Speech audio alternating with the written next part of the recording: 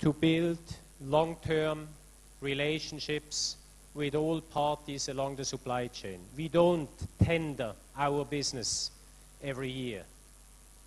We try to optimize, we try to become better with our partners. For example, in terms of shipping, we have had the same third-party logistics provider for the last 10 years in the trade between Asia and Europe. We don't think that we overpay them or that we don't get an appropriate service, but we rather penetrate the relationship and mutually optimize it. In regards to how we could move jointly forward, I would strongly suggest that we all have to become better at communicating with each other. We have to share more information along the supply chain. We have to make our problems more visible to our suppliers, to our partners along the supply chain, so that they understand that they can prepare themselves appropriately.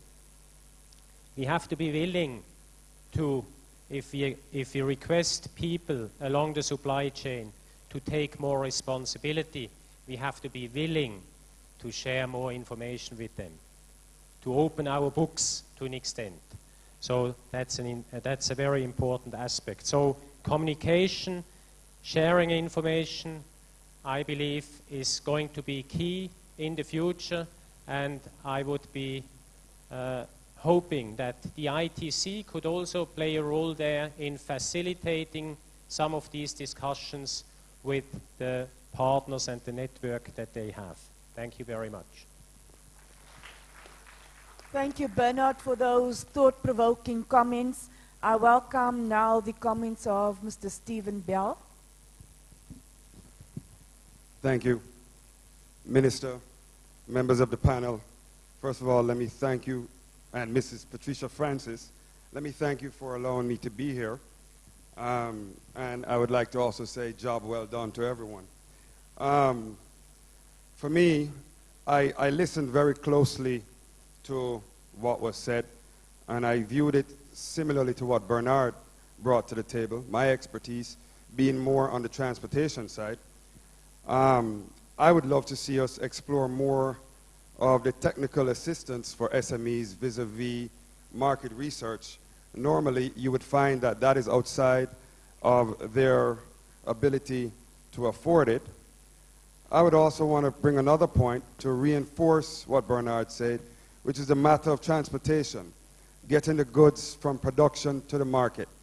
I find, being in the shipping industry, that that is an area that we tend to overlook. I disagree that the shipping costs are very high. Thank you very much.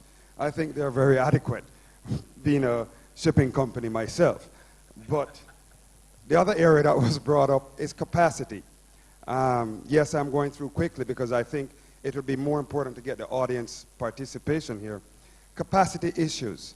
With the meltdown that we had, or let's not use that word, with the challenges that we faced, I would say over the last year and a half, a lot of shipping companies did have excess capacity.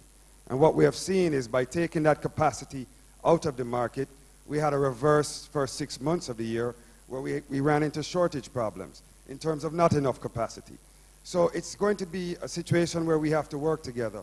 Coming back to the point Bernard made, we have to share information because we went from one situation of not enough capacity to within the last 6 months overcapacity, or vice versa. What is happening, and I'll tell you now, in the next 2 months, you will find that we're in a situation where you're going to have overcapacity again. Why? The shipping lines, immediately when we saw this slow bump, we took vessels that were parked, put them back into service, bought new vessels, brought bigger vessels back into service. Where are we now? Overcapacity. Again, so there has to be that sharing of information which will assist us to grow. And I'll close by saying that I think transportation or the logistics plays a critical role in the development. Yes, financing is absolutely important, and without financing, it can't work. But I find that we tend to view transport at the end of the chain And that can be a costly experience that we don't want to get in. And with that, I'll turn it over for the rest of the group. Thank you. Thank you very much for that insightful input and contribution. I'll take 3 comments from the floor before I turn back to the panelists. I'm looking for hands. Very enthusiastic, thank you. We have a hand right in front. I'm looking for more hands. I have one to my left. And I'm looking for a third right there. Thank you very much. Could we give the third hand a mic as well? Thank you very much. You're welcome. Thank you, Honorable Minister. And thank you, panelists, for sharing your thoughts with us. I want to start by firstly agreeing with Andre that indeed we need to work on the market first and then start to work backwards.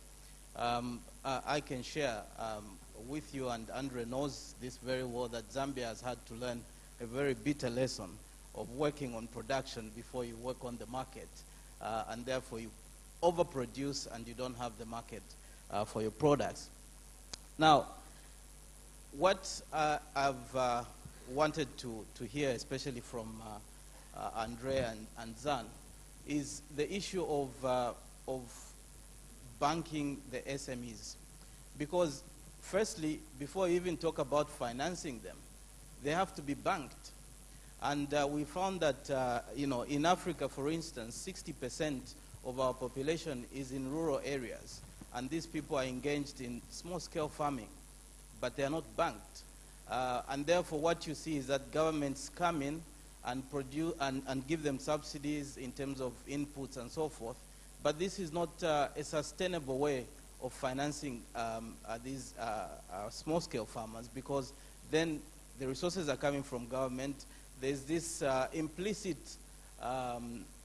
understanding that it's government money, I don't have to repay, and therefore there's no responsibility. So it's not a very sustainable way of doing it. So what I want to get is, what can the private sector, the private financial institutions do to bank this large population that is engaged in small-scale farming? Thank you.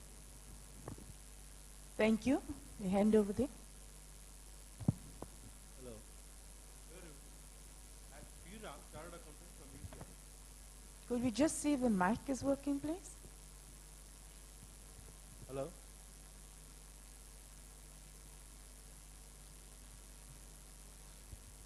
Hello.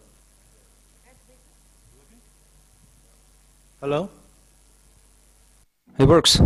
Today we are dependent on north currencies mostly. South currencies are mostly dependent on north currencies like either euro or US dollar. So in every transaction of south-south transaction, agriculture modeling, dependent on finance, the impact cost will be 5 to 10%, mostly 10%. That means farmer is getting to that extent loss, because we don't have a uniform common currency in the world. So by multiple exchange gyrations, 1 cent of cocoa in South African countries is being sold at $1 in developed world. They just see the difference between finances, structure between 1 cent and dollars. Sufficient infrastructure should be developed in South countries to increase the life capacity of agriculture goods. Furthermore, to sell at a better price and to have a less dependence on multiple exchange gyrations that are happening in the world. This is my opinion. Thank you very much. Thank you. Okay. Yes. My name is Ricardo Estrada, and I'm from Ecuador, the Trade and Investment Promotion Corporation. I think that the topic that you're talking about right now, for me, is one of the most important in the sense of assisting SMEs to really get into the international markets. Financing is a problem, and especially mid-term and long-term financing at special rates. Let's say, at least in Ecuador, we're dollarized, and we're talking about 16% rate. So that's